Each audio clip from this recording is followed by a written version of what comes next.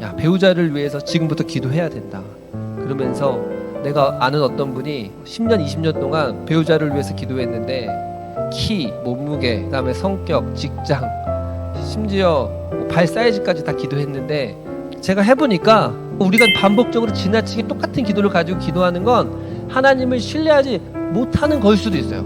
하나님을 향한 의심인 거죠. 우리가 어떻게 기도해야 됩니까? 기도할 때 이방인과 같이 중언부언하지 말라 이렇게 되어 있습니다. 반복적인 기도를 하지 말라인가요? 우리 하는 기도가 대부분 했던 기도 또 하는 거 아닙니까? 항상 기도할 때 늘 새로운 기도만 하십니까? 그렇지 않잖아요. 성경을 보면 이런 게 좀 있어요. 어떤 곳에서는 이렇게 말하고 어떤 곳에서는 저렇게 말합니다.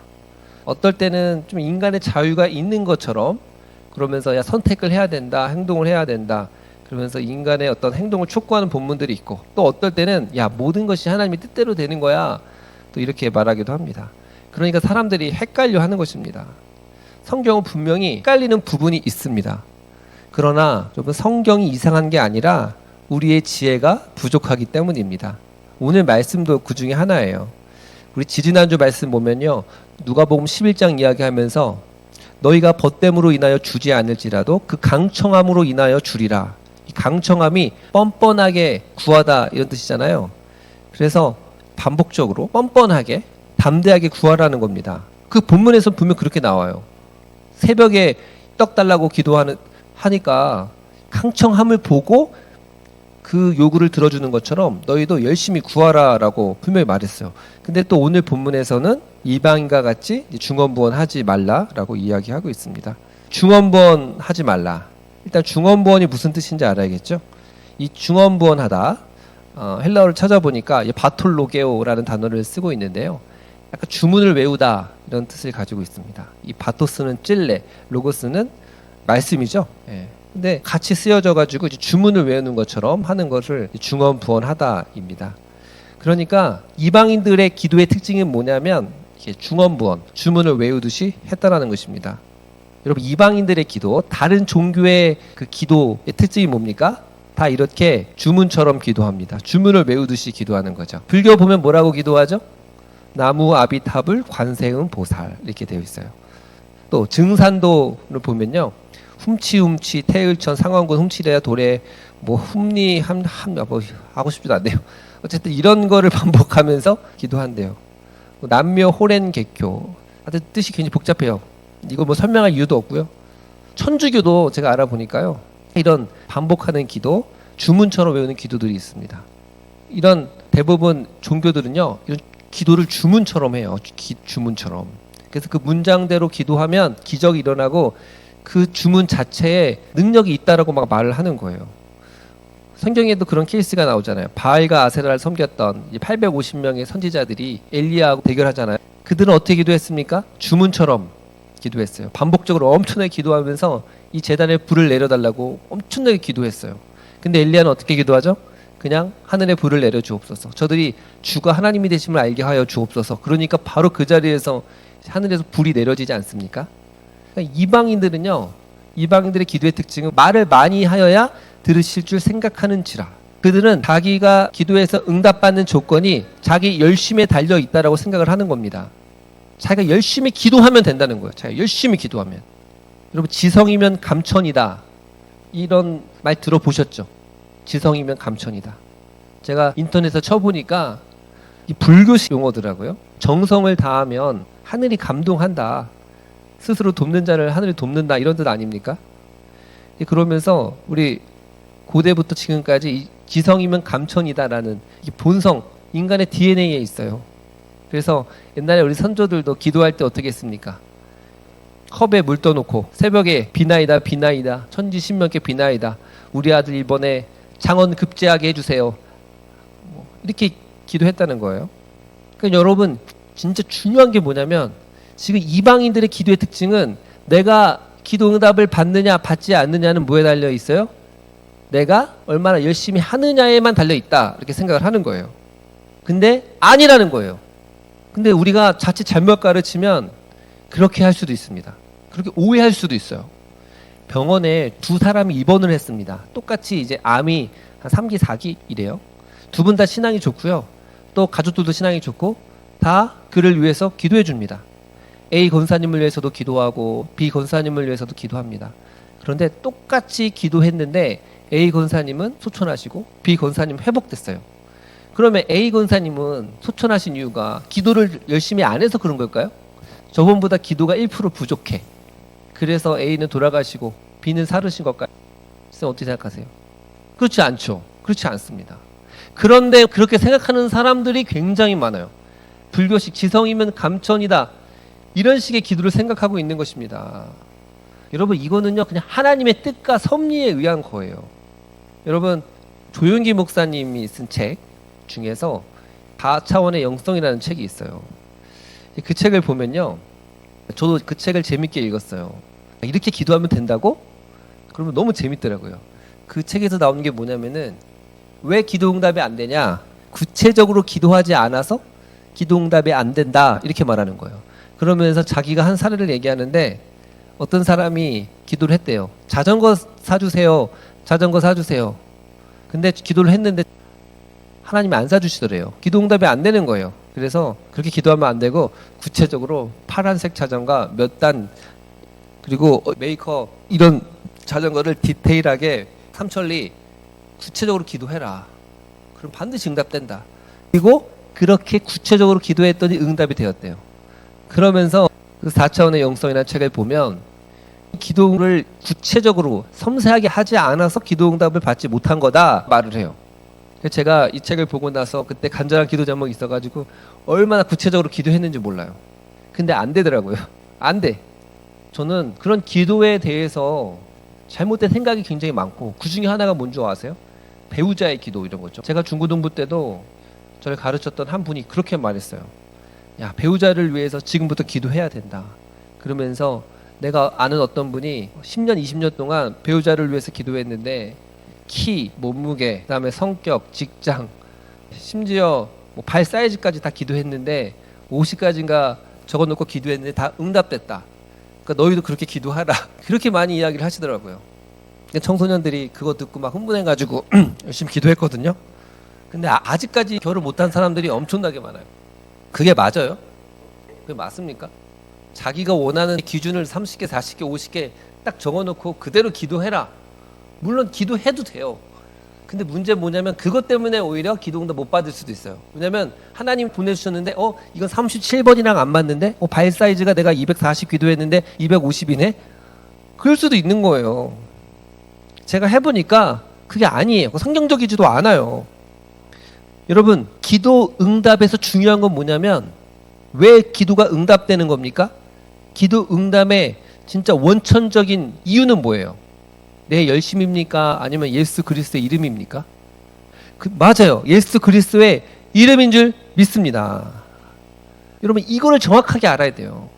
그러니까 지금 기독교가 기도한다고 하지만 실제로는 비나이다 지성이면 감천이라는 식의 기도를 하고 있는 것입니다. 목사님 그런데 계속 열심히 기도하라면서요. 제가 이제 딸들을 데리고 뷔페죠. 이 뷔페를 데려간 적이 있습니다. 또 오래간만에 그 아이들이요 그때 비싸가지고 뷔페 먹기가 쉽지가 않잖아요. 그럼 제가 말합니다. 딸들아 마음껏 먹어라. 이게 뷔페니까 마음껏 먹으면 돼. 근데 제가 좀 가져와요 음식을. 그러면 딸들이 그거 가지고 막 싸워요. 내가 먹겠다. 그래서 말합니다. 이거 뷔페니까 그냥 마음껏 먹으라고. 그러면 이제 알았어요 아빠. 그러면서 마음껏 먹으라 하니까 이제 맛있게 먹었어요. 이게 뷔페구나. 그런데 먹고 나서 감사하다는 말을 전혀 안 하는 거예요. 그러면 어떨까요 아빠의 마음이? 야 너는 아빠가 없는 돈 쪼개서 뷔페를 사줬는데 왜 이렇게 감사하지 않냐? 너 뷔페 가서 그렇게 맛있게 먹을 수 있었던 이유가 뭐야? 원인이 뭐야? 아빠가 돈을 낸 거 아니야? 이렇게 말했더니 딸들이 이렇게 말한다 생각해 보세요. 아빠 내가 얼마나 먹느라고 힘들었는 줄 아세요? 제가 떠먹었잖아요. 여러분 이거랑 비슷해요. 제가 첫 번째 했던 말은 뭐예요? 딸아 마음껏 먹어라. 마음껏. 그러니까 뷔페를 많이 안 가서 뷔페를 잘 모르니까 마음껏 먹어라. 근데 그렇게 마음껏 먹을 수 있는 근본적인 원인은 아빠가 뷔페에서 돈을 지불했기 때문이에요. 예수님이 어쩔 때는 구하라 그럼 주실 것이요, 찾으라 그럼 찾을 것이요, 문을 두드리라 그럼 열릴 것이라고 말하면서 기도의 열심을 분명히 말씀하시는 본문도 있어요. 그건 사람들이 워낙 기도를 안 하니까. 기도를 안 해요, 사람들이. 마치 뷔페에 갔는데도 그냥 먹으면 되는데, 마치 그 부자이신 하나님 아버지가 있음에도 불구하고, 뷔페에 왔는데도 불구하고 네 것 내 것 싸우고 있는 거예요. 그래서 마음껏 먹으라는 것처럼 제발 기도하라 이렇게 강조한 거고요. 근데 그 근본적인 그 기도응답의 본질은 뭐냐면 바로 예수 그리스도인 줄 믿습니다. 너희가 내 이름으로 무엇이든지 구하면 내가 시행하리니 이는 아들로 하여금 아버지께서 영광을 받으시게 하려 함이니라 이렇게 말하잖아요. 여러분 이해되셨죠? 근본적인 원인은 예수 그리스도 이름이에요. 그분 때문에 응답받는 겁니다. 누가복음 11장 비유 기억해 보세요. 어떤 친구가 한밤중에 찾아옵니다. 친구야, 문 좀 열어줘. 지금 손님이 왔는데 내가 대접할 빵이 없어. 떡 3덩어리를 빌려줘. 이렇게 말합니다. 뭐라 그래요? 그 벗됨으로 인하여 하지 않을지라도 강청함으로 주리라. 그러면서 너희는 구하라라고 말하잖아요. 근데 그 본문에도 보면 전제되어 있는 게 있어요. 뭐예요? 친구잖아요. 친구. 그래서 친구예요. 그리고 그 다음에 보면 너희가 악할지라도 좋은 것을 자식에게 줄 줄 알거든. 하물며 하늘에 계신 너희 아버지께서 너에게 좋은 것을 주시지 않겠느냐. 그러니까 하나님과 우리의 관계가 아버지와 자녀의 관계라는 거예요. 그 관계 안에서 이야기하는 것입니다. 이게 한마디로 강조의 율법인 거예요. 강조의 율법. 그러니까 제발 좀 기도 좀 하고 살라. 열심히 포기하지 말고 기도하라는 걸 그렇게 말한 것입니다. 이해하셨죠? 근데 다시 예수님이 기도의 본질에 대해서 산상수훈에 말씀할 때 핵심은 뭐냐면 내가 기도를 열심히 했으니까 또 응답받는 건 아니라는 거예요. 왜 그렇습니까? 8절 말씀 읽어볼게요. 8절 시작. 그러므로 그들을 본받지 말라. 구하기 전에 너에게 있어야 할 것을 하나님 너희 아버지께서 아시느니라. 아멘. 굉장히 중요하죠. 그들을 본받지 말래요. 그들처럼 쓸데없는 말을 중언부언하지 말래요. 왜? 구하기 전에 너에게 있어야 할 것을 하나님 너희 아버지께서 아시기 때문에 그렇다는 것입니다. 아시기 때문에. 하나님이 어떤 하나님입니까? 우리는 고백할 때 하나님은 전능하신 하나님뿐만 아니라 전지하신 하나님. 모든 걸 다 알고 계세요. 시편에 보면 우리의 머리털까지 세신 바 되었고 또 우리의 눕는 것과 우리의 마음을 살펴보시고 말하는 것도 다 아십니다. 그러니까 하나님이 우리의 마음을 알고 계세요. 우리의 상황을 알고 계시고 관심을 가지고 계세요. 그 하나님이 나보다 나를 더 잘 아실 줄을 믿습니다. 아멘. 하나님이 나보다 나를 더 잘 아셔요. 너희에게 있어야 할 것, 너희에게 있어야 할 것. 이게 뭐죠? 크레이안 필요, 에티켓 가지고 있다. 그러니까 네가 가지고 있는 필요, 그 필요를 내가 안다라는 것입니다. 그러니까 너에게 필요한 모든 것을 알고 있으니까 반복해서 중언부언하며 기도하지 않아도 된다라는 것입니다. 여러분 우리는 기도할 때 계속 까먹어요. 하나님이 전지하시다는 사실을 까먹고 전능하다는 사실을 까먹어요. 그러니까 약간 기도할 때 어떻게 기도하냐면 하나님 아무것도 모르죠? 제가 알려드릴게요. 약간 그렇게 생각하고 기도할 때가 많다는 것입니다.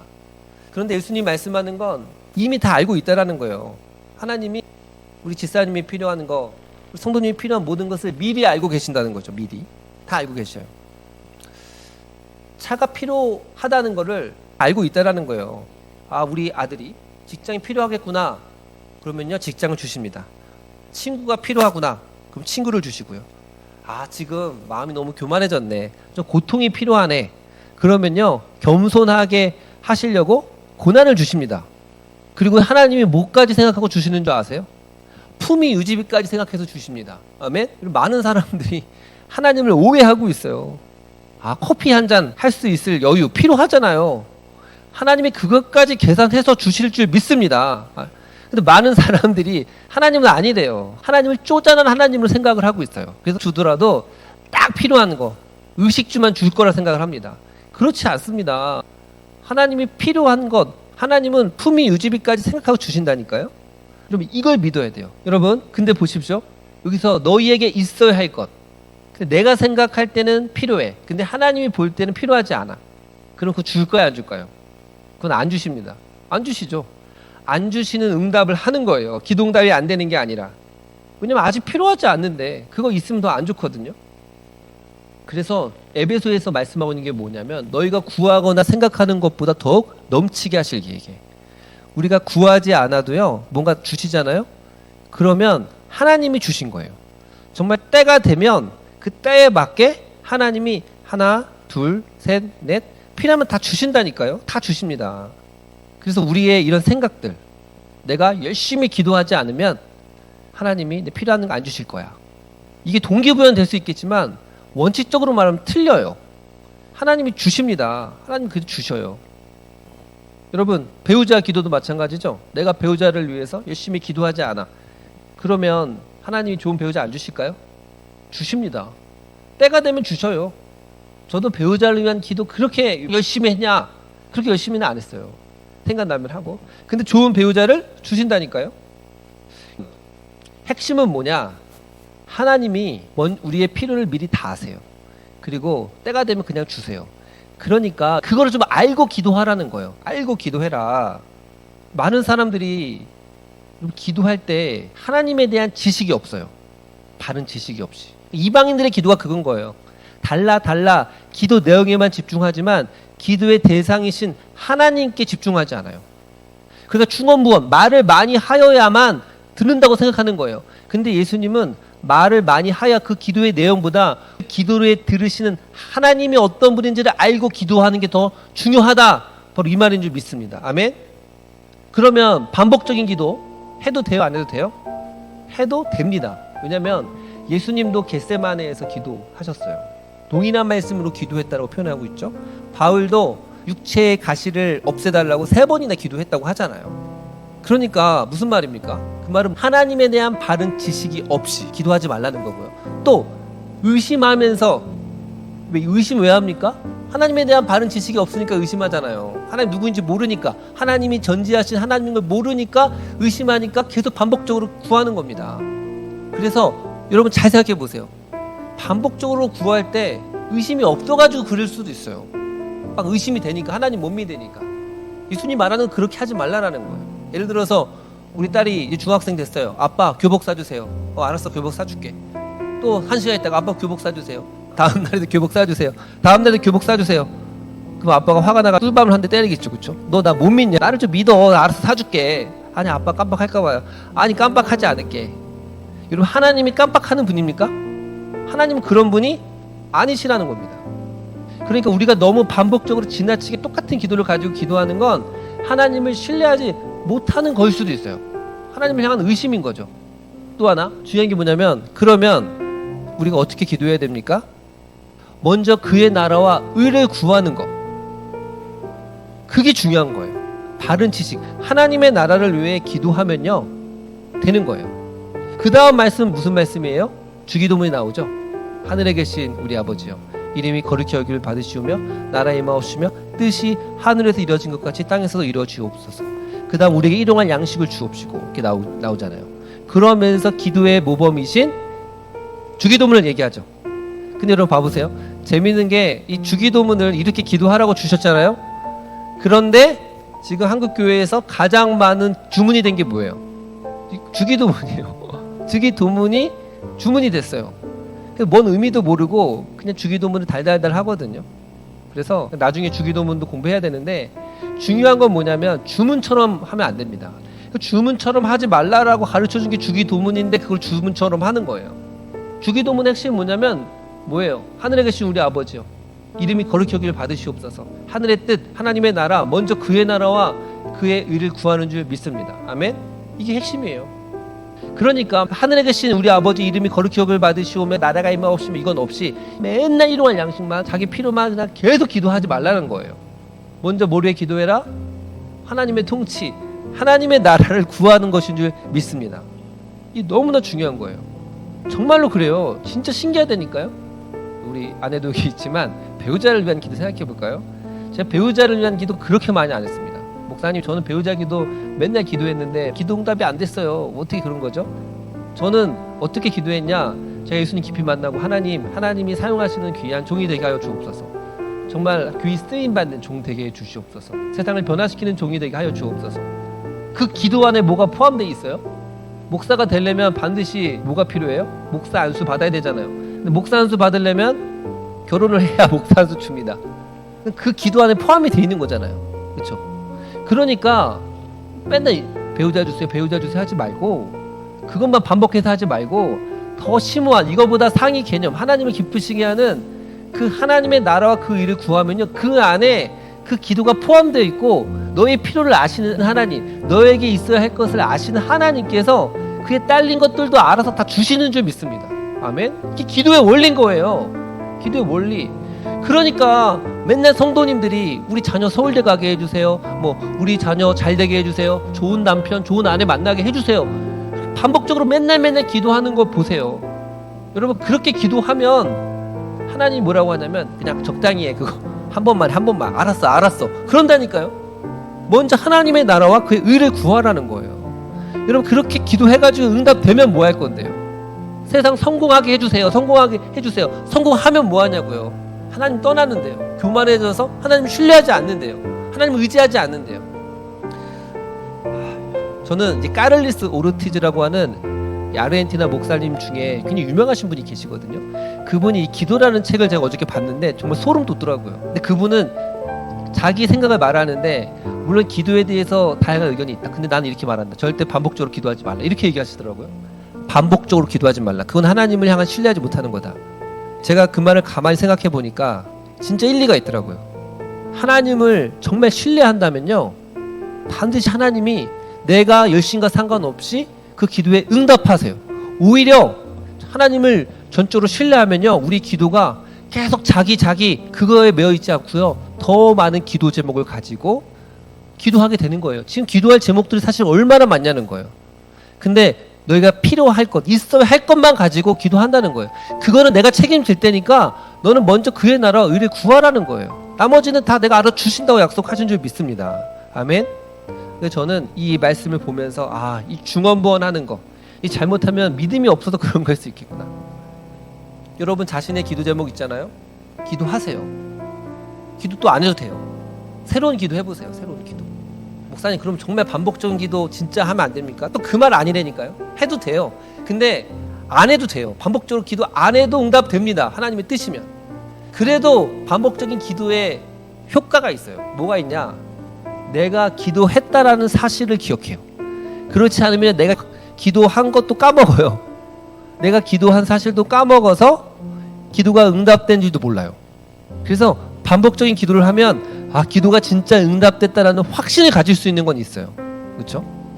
근데 원칙적으로 더 말하면 그냥 기도하면 응답받는다는 확신을 가지고 내 필요에 대해서는 너무 지나치게 반복적으로 기도하기보다는 먼저 하나님의 나라를 위해서 기도하면 너희가 있어야 할 거는 하나님이 알아서 주시는 줄 믿습니다.